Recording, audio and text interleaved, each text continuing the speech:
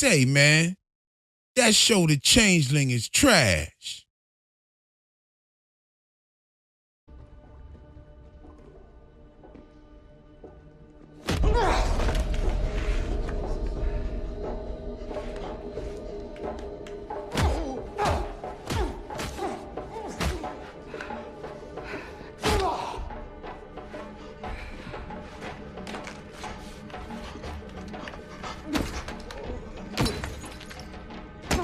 Real Enigmas and Theories is back again with another video. Hey yo, don't these chicks right here look like Rock Lee from Naruto?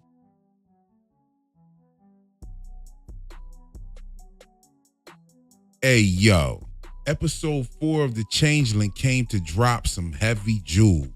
And Cal came to beat the brakes off Willie, but she also dropped a few jewels herself. She gave a clue to a very interesting topic of little known history that is creepy to say the least. We're definitely going to discuss this later, but I want to get a few things out of the way first. Trust me when I tell you that you are definitely going to need your magnifying glasses out for this one. Let's go. In my last video, I spoke about a real-life unsolved mystery about a murdered Brooklyn couple whose body was found in Paterson, New Jersey. I also mentioned that that couple lived in a basement apartment and that the couple practiced in the occult. When Apollo gets out of prison, he stops by to have dinner with Dana and Patrice. Apollo makes a statement about Patrice still living in the basement and being afraid of commitment. Do Dana and Patrice practice or read occult books in their basement apartment? Something is telling me that Patrice has something going on in the background that may be connected to witches and or Apollo's mother. Patrice seemed to be extra concerned about Apollo seeing his mother. So concerned that he rudely interrupted him mid-sentence while he was speaking about his son. It was as if he didn't even care about the little boy. Also, when Apollo says that he was tripping about witches, look at Patrice's reaction. Here I am, tripping on witches. Meanwhile, social media is conjuring up something way worse. What'd you say? Nothing. What'd you say? Nothing. He acted as if he knew something about witches. Then he hurries and tucks his phone away. And later we find out that he might actually be the moderator of that fan page. When Apollo's mother was pregnant, while remembering her brother Arthur, she vows to protect Apollo and keep him safe. And when telling Apollo the truth about his father's absence, she stated that she had gotten home in time enough to find him there and she sent him away. Did she cast a spell to send him away? And was this one of her ways of keeping Apollo safe? Lillian claimed to have filed for divorce, and the reasoning she gave was some total BS to hide more secret. We never saw the couple get married, and if Brian was present for the first 4 years, why didn't Apollo have his father's last name? Did Lillian make wishes of her own that could have helped her escape Uganda? Were the contents of the red suitcase an offering to the creature of the water? Maybe the belongings of Brian to bind him from coming to Apollo. Notice how shocked she was to see Apollo with that box of his father's things. Where is Brian now? Is he the stranger that's watching?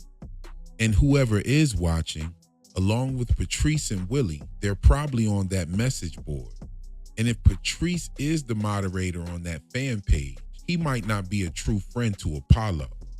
And that would explain his weird jokes, and it might explain why those people wouldn't let him in the house to use the bathroom.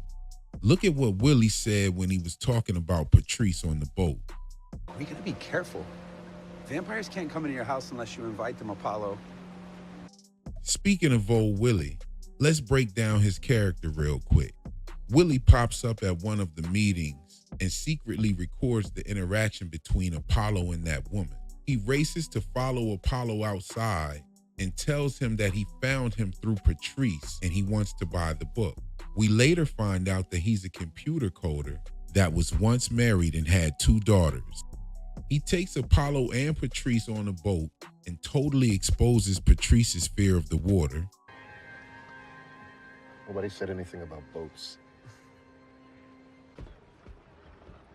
You know I can't swim. I mean, why take him on a boat if you're gonna send the funds electronically? All he really did was just tell his backstory.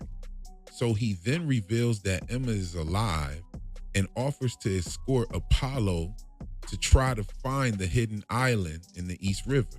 On the way, he pretends to be an amateur boat captain while exposing Patrice with a reference to vampires. When they get to the island, he stands behind while Apollo gets attacked by the women. He waits a little while and then he purposely gets captured. Then he gets beaten like Rodney King by a woman who referred to police brutality when she was asked about how many men she killed. His necklace was just like the image on the user profile kindergarten, so that could be him or somebody affiliated with him. It might be a part of his cavalry. Then after the beating of a lifetime, old Willie gets up like he just did a set of push-ups and reveals his Norwegian roots, one of his daughters being a changeling, and he knew about the birth and coming of Brian Kagwa. He also said he called for the cavalry, and he mentioned that Apollo was able to find the island on the first try. I have to stop right here for a minute and ask you kindly to pull out your magnifying glasses. We're gonna go deeper than a red suitcase in the East River. Deeper than Barry White's voice. Deeper than Mr. Beast's pockets at Dollar General. Deeper than the doodle stains in Willie's drawers at the bottom of a Norwegian laundry basket. One real quick detail before we get too deep. And I'm gonna keep this one simple since everything else is kind of complex. It's real heavy, so hold on to your hats. By now, we've all noticed the usage of the color red and the color blue. There's a lot of nuance to these colors in the show. However, let's keep it simple and say that the colors represent fire and water. Of course, red would be for the fire and blue would be for the water. It was Emma who received the red string, and we see the tragic fire that took her parents. We see her father's hand sizzle on the doorknob, just like her hand sizzled in the fire under the tea kettle. And we see Emma in the flames in one of Apollo's visions. For the blue, we see Apollo ask for the little girl's blue sippy cup of water for Emma when she was in labor. We also see Patrice and Apollo drinking from blue cups while they were sitting on the bench. Lillian was preparing mop water in a blue bucket, which Apollo takes from her. Now, as I last stated, old Willie said that Apollo was able to see the island on the first try. And that was because of the red string that he tied on his finger after he tossed out the wedding ring into the river. Don't forget that wedding ring is part of one of Emma's wishes. Now here's where we go a little bit deeper. The woman cow placed a similar red string on what would be the wrist of that doll that was moving its mouth and told Apollo about Glamour. I've spoken about Glamour, and its relation to magic on this channel before. Cal tells Apollo this. It's an old kind of magic. The Scottish called it glamour. It's an illusion where something pretends to be something other than it is. A monster looks to be a beautiful maiden, and a ruined castle appears as a golden palace. Do you understand what I'm talking about? It's not, baby. That's a smart boy. She was referring to the baby, but this can also apply to Apollo's mother. When Lillian and Brian met, it was at a fake modeling agency called Glamour. Remember, she said a monster can appear to be a beautiful maiden, and Apollo's mother, when she met Brian, definitely does fit that description. But this isn't even the deep part. For that, we have to ask ourselves the question. We all know where babies come from, I'm sure. But where do the changelings come from? Changelings are hybrid glamoured humans grown in a field, and they often resemble their counterparts. Some have tails and possess abnormal strength, and in most cases, they grow up to be odd and secluded from others except their adopted families. In many cases, the parents never notice that the real child is gone. The real children are taken by abductors who can only pass through shadows and dark places. This is probably why that one message board told Emma to blacken out all of the windows so that they could have access to baby Brian. The history of the Changeling farms seems to have roots in world history, but has been hidden for many years. This is actually a topic that I have been researching for a few years, and I was surprised to see it referenced in this show.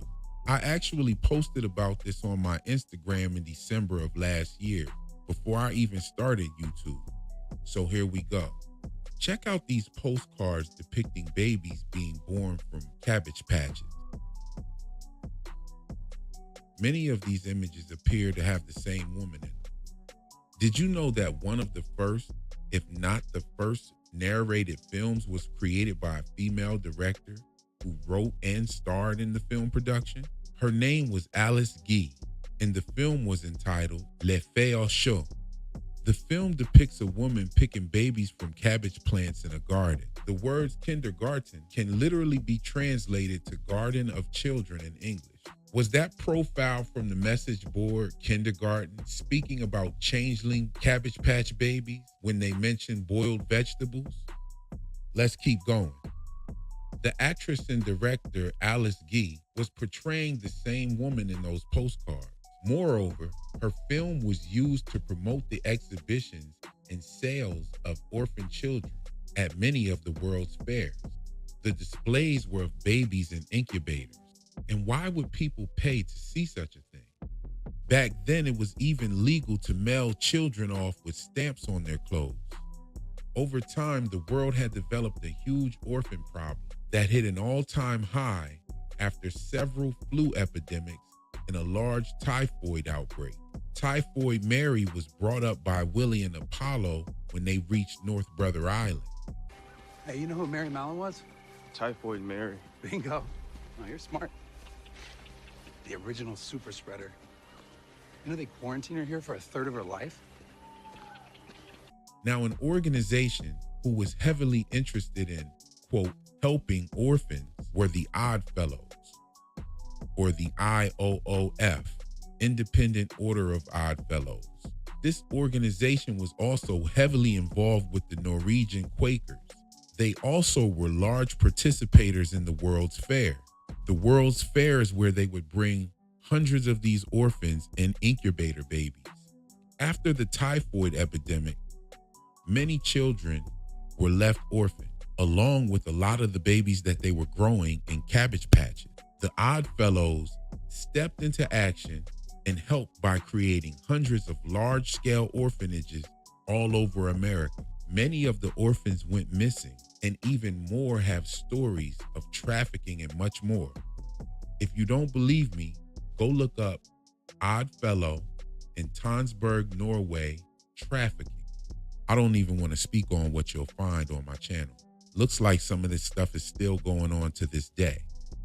Now, I know I keep a few skeptics in the comments, and when I noticed these clues, I was a little bit skeptical too. Then I remembered the scene where the little girl reached over Emma's shoulders and grabbed a book called The Imaginaries by Emily Winfield Martin. I went to go look and see what the book was about, and I noticed that she had written another book called The Odd Fellows Orphanage. And I said, whoa, why would the writers point us to an author who has a book called The Odd Fellows Orphanage? So we have someone named Kindergarten, aka Garden of Children, speaking about babies and boiled vegetables. Also, when Cal was doing her little puppet show for Apollo, Rapunzel's father picks up a big ass head of cabbage. We have Alice Guy in her motion picture about babies being plucked from a garden of children. Not to mention, the woman that is the moderator for the trauma support group, her name was Alice as well. And one more thing before I wrap this up about the changelings being born from the Cabbage Patch. As I stated before, changelings are glamoured human hybrids. Their natural appearance is yellow or jaundiced eyes and skin, small sharp teeth, and a tail. Is it possible that the women who are experiencing this can see the changelings in their true form? I don't know. We'll probably find out. Just a little something to think about while we wait on the next episode. That's all for my video today. I'll catch you in the next one. Peace.